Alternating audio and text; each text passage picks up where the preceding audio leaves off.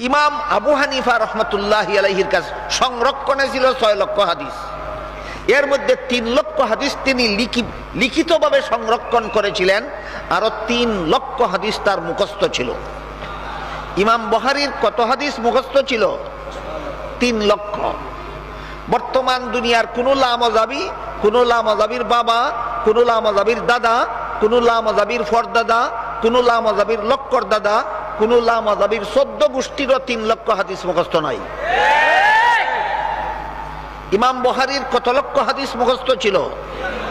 তাদের নাম ছিল আহলে হাদিস।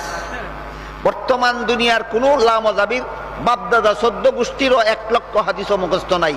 সুতরাং এদের আহলে হাদিস নাম মিথ্যা। এদের আহলে হাদিস নাম মিথ্যা। ইমাম বুখারী হলেন ইমাম আবু হানিফার ছাত্রের ছাত্র। ইমাম আবু হানিফা ইমাম বুখারী ইমাম আবু হানিফার ছাত্রের ছাত্র। ইমাম বুখারীর উস্তাদগণের মধ্যে একজন উস্তাদের নাম ছিল মক্কি ইবনে ইব্রাহিম। মক্কি ইবনে ইব্রাহিমের উস্তাদ হলেন ইমাম আবু হানিফা রহমতুল্লাহ আলাইহি। তাহলে আবু হানিফা বুখারীর কি উস্তাদের উস্তাদ? আবু হানিফা বুখারীর কি উস্তাদের উস্তাদ? বুখারী আবু হানিফার কি ছাত্রের ছাত্র।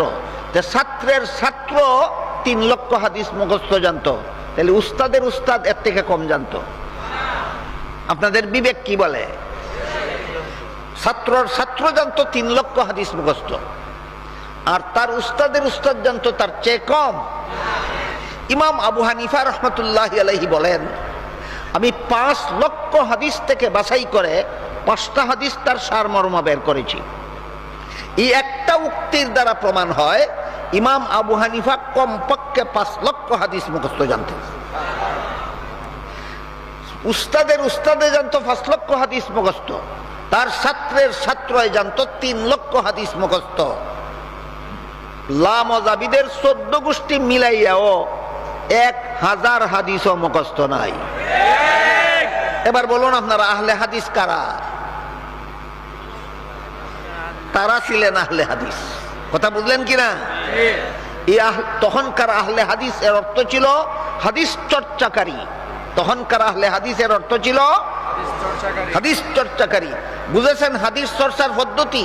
উস্তাদের কাছে হাদিস শিখতে হবে, লক্ষ লক্ষ হাদিস মুখস্থ জানতে হবে, হাদিস মুখস্থ করে হেফাজত করতে হবে, হাদিসকে বিনষ্ট হতে দেওয়া যাবে না। যেমনটা উস্তাদের কাছে শিখেছিল তেমনটা ছাত্রদেরকে শিক্ষা দিতে হবে। এই হলো হাদিস চর্চার 4 কাজ। এদেরকে তখন মুহাদ্দিসিনের পরিভাষায় আহলে হাদিস বলা হইতো। এই রকম আহলে হাদিস লামাযাবিদের মধ্যে একটাও নাই।